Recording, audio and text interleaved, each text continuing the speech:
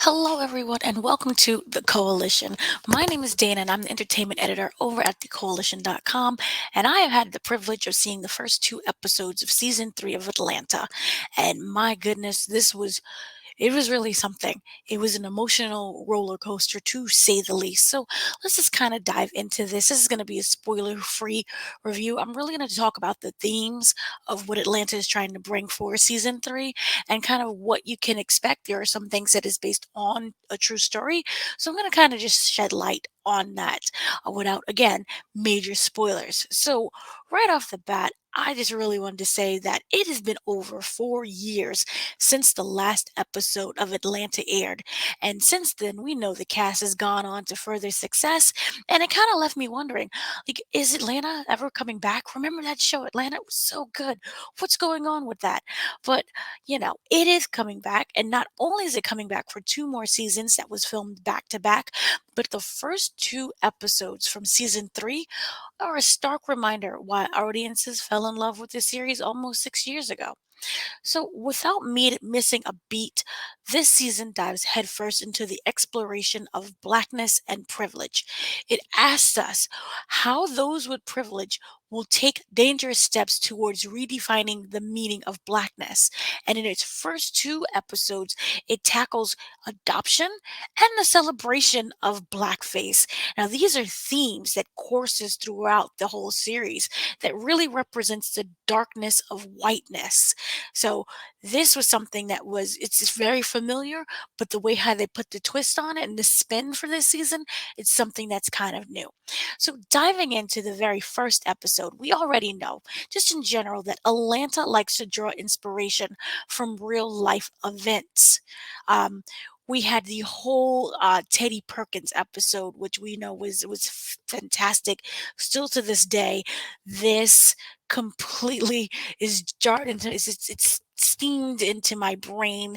I can't get it out. Teddy Perkins, I automatically know exactly what you're talking about. So a lot of people have said Teddy Perkins was inspired by Michael Jackson, a story of Michael Jackson and his father Joe Jackson. People also said this was a Marvin Gaye kind of reimagining of what was going on with his father. So what Atlanta does best, it takes stories that we all know and it reimagines them into something that can be very dark than what we imagined, or it brings out the darkness of that story that already existed. And for season three, episode one, it is no different. So, right from the beginning, the opener three slaps. What it did was it shook me to my core as the Atlanta cast that we know, Donald Glover, Zazie Beetz, Lakeith Stanfield, and Brian Tree Henry, they're absent from this, except for like Donald Glover appears at the very, very end, but his inclusion is not really part of the story.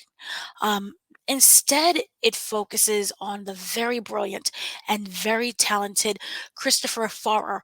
Please forgive me if I'm mispronouncing it, but this boy is incredibly talented, and I look forward to whatever he does in the future because what he brought to this episode was emotional. It was painful. Sorry. It was emotional. It was painful, and it was something that I really hope that audiences appreciate from the performance that he was able to pull from. I appreciate what he was bringing to the spectrum when it comes to acting, when it comes to bringing out this story. So, what exactly is this story? This is the reimagining tragic story of Devonte Hart. Devonte Hart is a real person. He was a real person. He was killed in a murder suicide that was orchestrated by his white adoptive mother, who drove the whole family off a 100-foot cliff in California.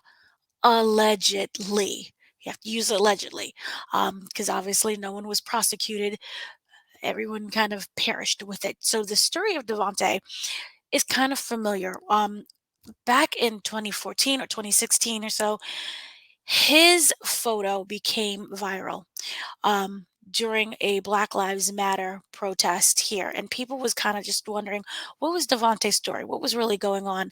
And after his death, questions and suspicions were raised about why he died, how he died, and what happened. And like I said, This was a real story about a boy who belonged from a family right there. The white parents adopted all of these children, all black kids, and come to find out that years later, they were being abused, allegedly. They were starved, they were beaten, and it was the neighbors who reported all of these crimes because what happened is the kids would come to their house asking them for food, telling them, put it, by the yard, put it in the back, put it by the fence so our mother doesn't see. And it was a terrible, terribly sad story. And what happened with that whole thing when the parents went and killed the children and their car crashed into the ocean. It was off the 100-foot cliff and it fell into the ocean. Everyone's body was later recovered except for Devontae's. So it's just, again, very sad and very tragic. But how they end up using this is really interesting. Like I said, this is, after years of allegations of abuse by adoptive parents came into light after the investigation, it left the whole world stunned. And his death really started leading to questions of whether or not his death could have been avoided. Why did he go to these parents? Why were these parents so interested in adopting black children? So, Atlanta season 3, episode 1 is heartbreaking. It is enraging and it is emotional as it tackles white parents adopting black children.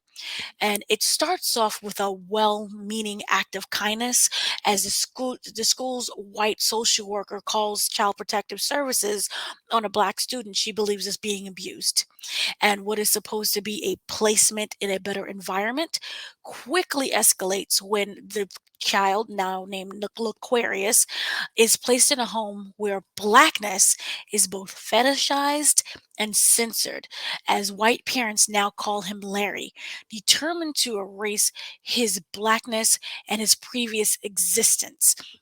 Now, I want you all to kind of think of this as a standalone horror. Again, go back to Teddy Perkins' episode that unfolds, and these parents sees themselves as white saviors, and they collect black children as trophies in order to make themselves feel special.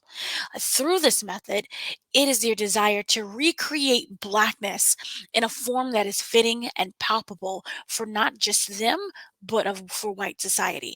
And again, I just want you to know this is just an analysis of the first episode. I'm not saying, oh, all white people are like this. No, I'm just telling you about these characters and how it explores larger themes.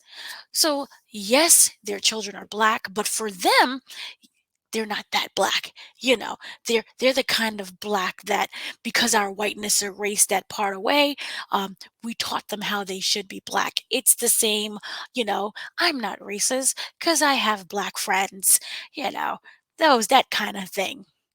Y- So it's basically saying, these parents, they are racist, but they view these children as something that they can collect. We fetishize blackness, but we don't want them to be black. So our whiteness is gonna go and erase that away from them, so that they're more like us. It is a privilege in colonization, basically, that is at its highest and most destructive form, as those in the community, their fellow friends, they praise them for their thoughtfulness and willingness to go out of their way to adopt these kids. It's parading them around saying, "Look, I can't be racist. Look at my black children. How dare you? I am a white woman who loves all, and these are my black kids every 5 seconds, black kids." And this is all BS. They, like I said, they fetishize them.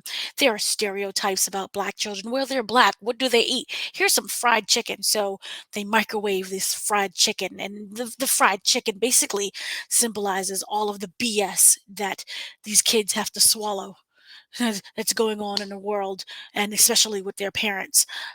So this is it. It's very shocking. And again, it's very sad. But what ends up happening with the director, Hiramori, which I hope I did not butcher that name, he directed a lot of these episodes. He's collaborated with Donald Glover or even Childish Gambino. He did the This Is America as well. but they're a team and they know exactly what they're doing. And what he did with this episode was really interesting. He allowed the parents to kind of explain themselves for what ends up happening to Laquarius and other children. Again, no spoilers, but he gives them an opportunity to explain themselves and they fail miserably. And their failure, once again, is kind of a representation of the privilege that they are allowed to have because they can't come up with a real solid reason as to why they did this because they don't want to blame themselves. So it's better to say, that they end up placing blame on anyone and anything aside from their inner evilness, and that is basically the whole point of this story. When things get so horrific in life, it is easier to blame a force greater than themselves, and the action alone is privilege that is bestowed upon these parents. And we see that a lot today in today's media. For example, take a headline. See if you had a black kid who stabbed someone. Oh, he was always evil. There's evilness coming out of him. And you have the exact same crime, but is committed by a white person. It's a mental illness. It can't be because he's evil. It's mental illness. And there's so many different explanations that they give towards the white kid who stabbed someone. It's he came from a foster care system. He was never loved. He was listening to that rap music or that heavy metal music. There's just no way. He was mental illness, whatever it is. But no, no, no. It's just not because he was just a purely evil person who decided to stab someone. But when it comes to people of color, many of times we see in the media, you know, oh, look at them. Look at how they always are. They're just evil. So it really kind of explores that, and it explores, the theme of what it is to have privilege. And in the end, you have these parents kind of wondering, why didn't anyone stop us? They blame the imaginary others for their descent into madness and their basic lack of humanity. Someone else should have stepped in and stopped us instead of us realizing what we're doing is wrong. They're placing blame on someone else, that imaginary other. And so, just in general, overall, that is kind of the first episode in which you get to see, and it is again fantastic what they're able to do. Now, I said season two, season three, episode two is the continuation of privilege and how blackness is being defined by others and other people who are not black. So this one dives into they're in the UK at this point. Um, it's called Santa Claus, Sinterklaas, because it's a reason why it's called Sinterklaas is coming to town, which sees the original cast return, and it is a direct follow up from where season two left off. So for those who kind of do not remember, um, what season two was happening, what was popping in that episode. We have the cast here, where basically we had Ern, played by Donald Glover, his cousin Alfred, aka Paperboy, and Alfred's close friend Darius, who's Lakeith Stanfield. They were jetting off to Paperboy's international tour through London, Paris, and Amsterdam. Now Ern is still managing Alfred, Paperboy, and he is headlining shows. So they make it. They made it. The massive difference now with Ern is that he is sleeping with women in fancy hotel rooms, and overall the group is living the dream, even though the world around them is falling apart. But on a brighter note, Van, uh, Zazie Beats. She now feels like a solid member of the cast as she is given a larger role in Amsterdam. She gets a much larger storyline. And when she and Darius go on an adventure, which I'm not going to explain what the adventure is, it ends up with a surprising twist and a very shocking conclusion. So there's a lot more to Van than what we've seen before. Zazie Beetz, of course, again, is an amazing actress and she gives her all to the character. And it's really fun how they explore what's going on in Amsterdam. And the reason why everyone is in Amsterdam, the reason why everyone in general is in Europe, for those who don't know, due to COVID filming restrictions, Atlanta season three, they had to go to Europe because, it was really hard to film on location where they usually filmed. And what ends up happening is they explore kind of the racism in other countries. Um, a majority of Paperboy's tour in season three, it kind of encapsulates the out of body experience of traveling through the world as Black foreigners. What is it like to be a Black American in a country that's not America? And it is the inescapable, surreal nature of being Black in a society that refuses to learn how to behave around Black people. And this has always been the theme of Atlanta, really kind of, but it bringing them to Europe, it really highlights and focuses in on this theme. Um, while they are taking a break from America and the racism that they face in America, they are coming face to face with white people, white Europeans in blackface. Like I said, part of the Christmas celebration called Sinterklaas.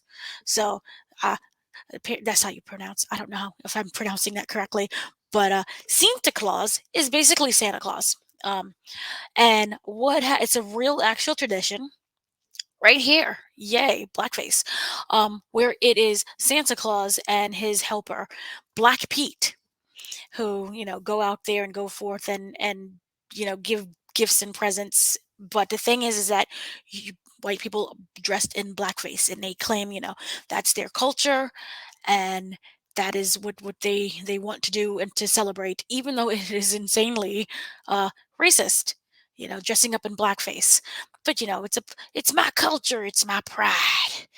So that ends up what happening, and the world where they're at, it kind of descends into weirdness again. So there's an overwhelming sense of awkwardness as they watch the Dutch Christmas celebration of Santa Claus and his unfortunate helper, Black Pete, disintegrate into mocking of blackness. So what is supposed to be as an innocent celebration ends up becoming mocking of blackness because, again, going with the theme of this is how everyone else views what blackness is.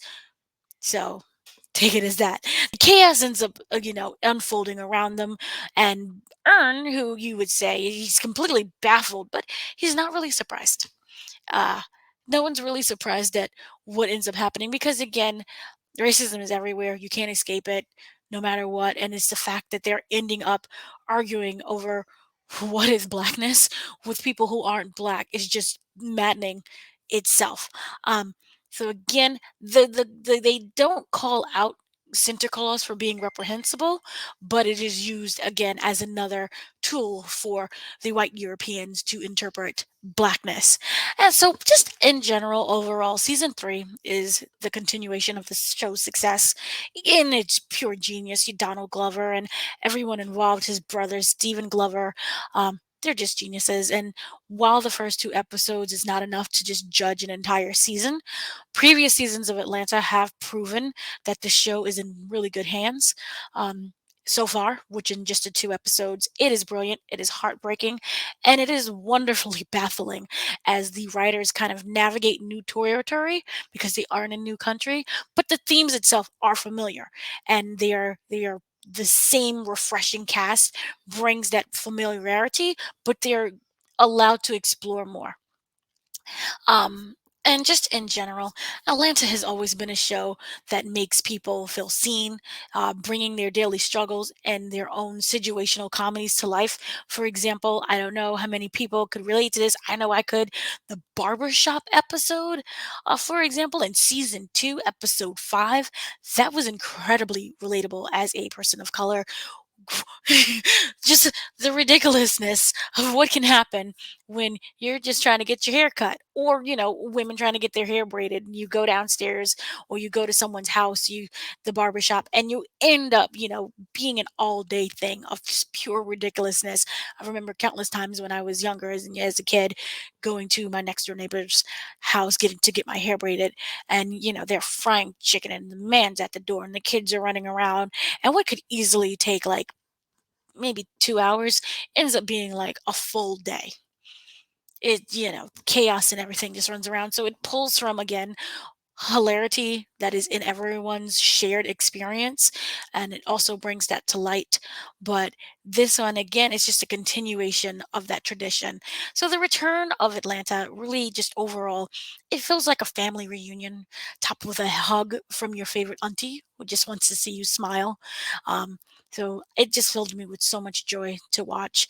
Again, it was enraging the first episode, and this is like 34 minutes, the first episode, and it's just nonstop. And it's like, I need a break. I can't get a break.